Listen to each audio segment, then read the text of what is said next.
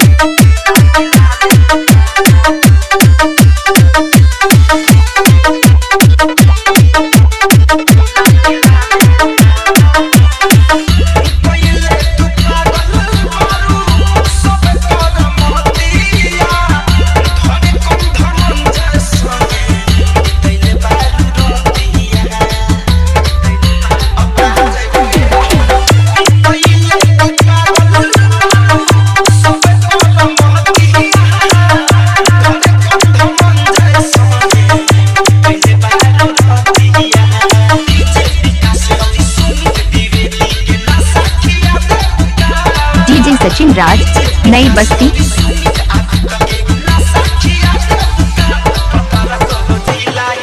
किसी भाई को अपने नाम का डीजे मिक्सिंग करवाना है तो संपर्क करें 7770682596 धन्यवाद।